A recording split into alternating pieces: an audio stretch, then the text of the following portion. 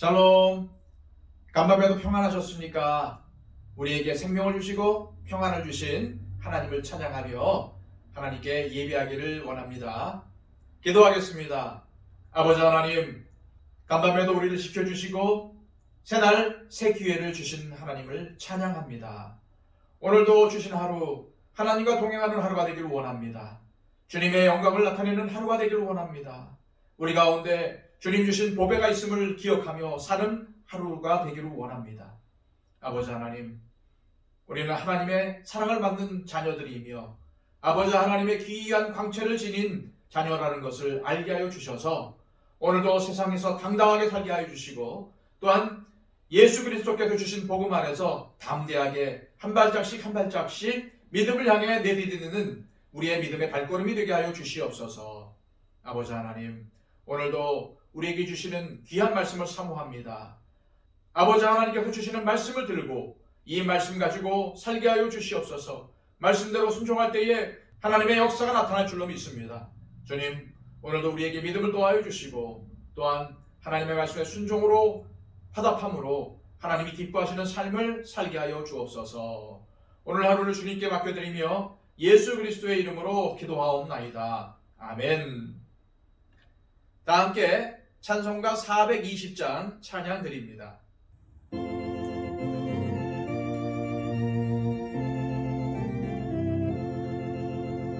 나 성결케 위해 늘 기도하며 나 주 안에 있어 늘 성경 보고 온 형제들 함께 늘 사귀면서 일하기 전마다 너 기도하라.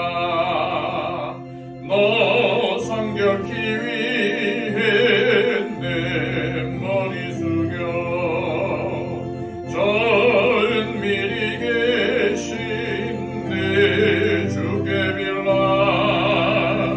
주 사귀어 살면 주 닮으리니 널 보는 이마다 주 생각하리. 너 성결케 위해 주 따라가고 일 다급하여도 당황치 말고 참 즐거울 때나 또 슬플 때나 너 주님만 믿고 늘 따라가라. 너 성결케 위해 늘 기도하며 내 소원을 주께 다 맡기어라. 너 성령을 받아 주 섬겨 살면 저 천국에 가서 더 잘 섬기리. 이 시간 우리에게 주시는 하나님의 말씀은 신약성경 고린도후서 4장 12절에서 15절까지의 말씀입니다. 신약성경 290쪽입니다. 그런즉 사망은 우리 안에서 역사하고 생명은 너희 안에서 역사하느니라. 기록된 바 내가 믿었으므로 말하였다 한 것 같이 우리가 같은 믿음의 마음을 가졌으니 우리도 믿었으므로 또한 말하노라. 주 예수를 다시 살리신 이가 예수와 함께 우리도 다시 살리사 너희와 함께 그 앞에 서게 하실 줄을 아노라. 이는 모든 것이 너희를 위함이니 많은 사람의 감사로 말미암아 은혜가 더하여 넘쳐서 하나님께 영광을 돌리게 하려 함이라. 아멘. 한 국책연구소에서 우리나라 국민을 대상으로 실태 조사를 했는데 우리나라 여러 기관 중에서 가장 신뢰도가 낮은 곳은 국회였습니다. 그만큼 우리나라 국민들은 정치인들에 대해서 큰 불신을 가지고 있다는 의미죠. 그 다음으로 국민들이 믿지 못하는 기관은 언론이었습니다. 법원의 신뢰도 또한 낮았습니다.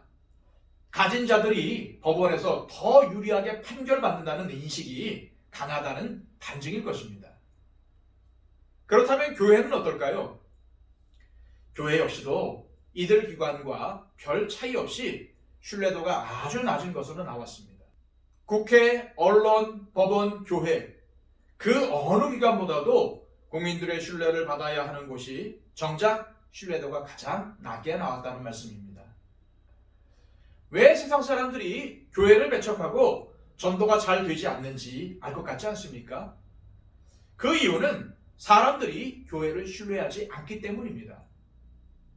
세상 사람들은 국회나 언론, 사법부는 신뢰하지는 않아도 나라를 유지하려면 필요한 기관으로 여깁니다. 하지만 교회에 대한 생각은 다릅니다.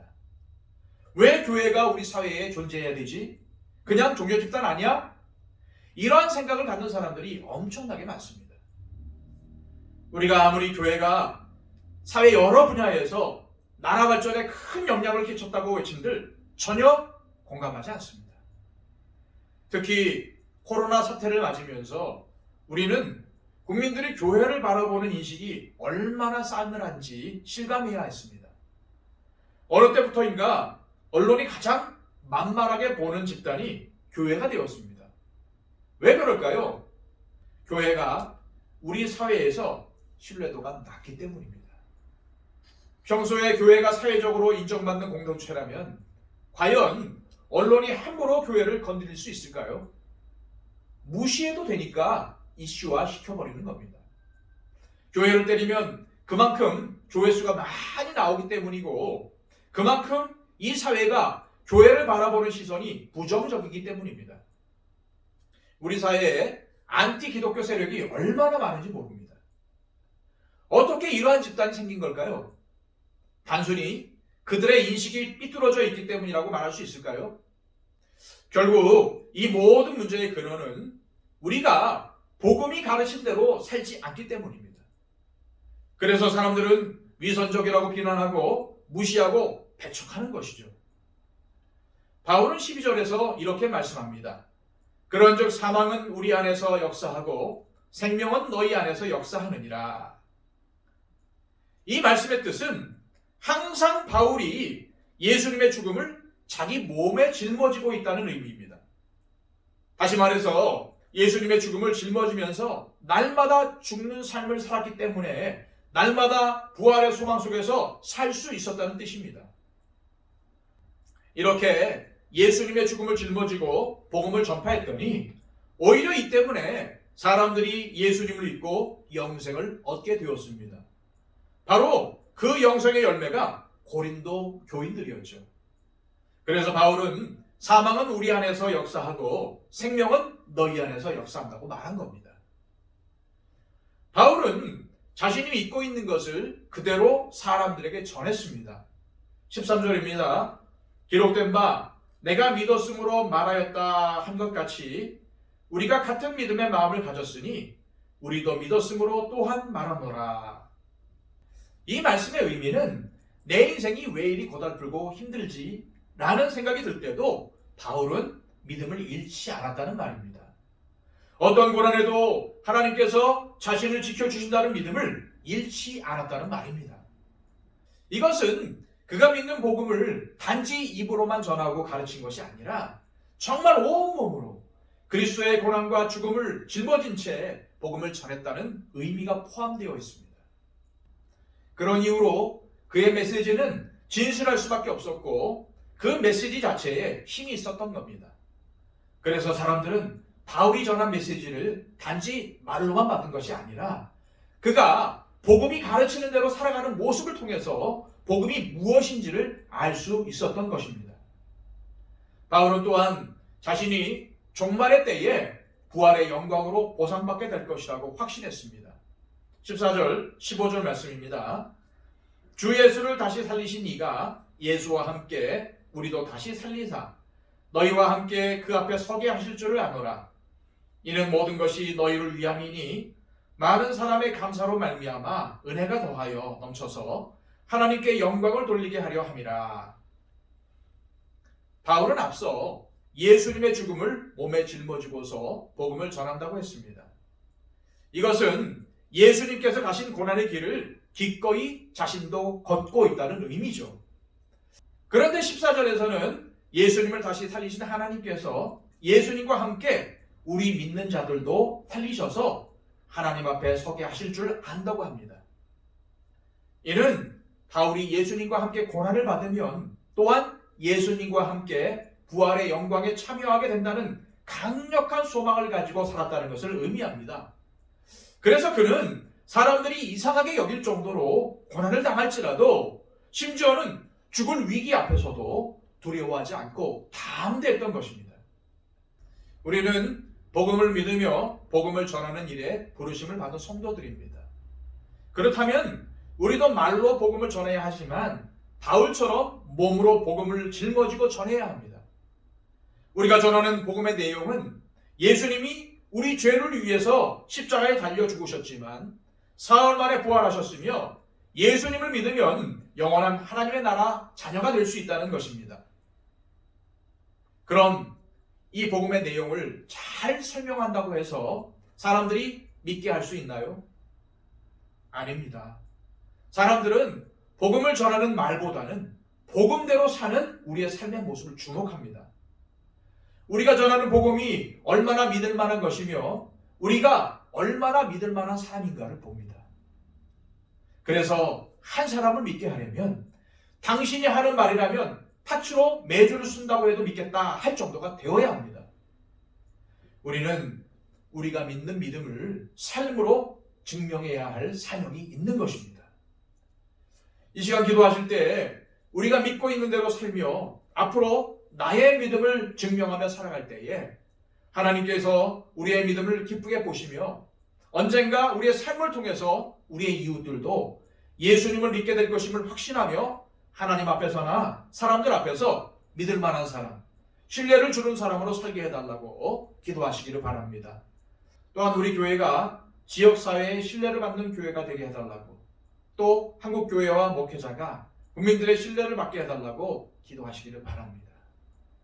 또 우리와 함께 신앙생활하는 우리 형제자매들을 위해서 기도해 주십시오. 여러 가지 어려움과 고난 가운데 있는 분들을 위해서 중보해 주시고 또 질병과 육신의 약함을 가지고 있는 분들을 위해서 기도해 주십시오. 우리 박영채 집사님, 이복진 권사님의 건강을 위해서 기도해 주시기를 바랍니다. 또한 온 세상을 다니면서 복음을 전파하는 우리 선교사님들 위해서 기도해 주시기를 바랍니다. 기도하겠습니다.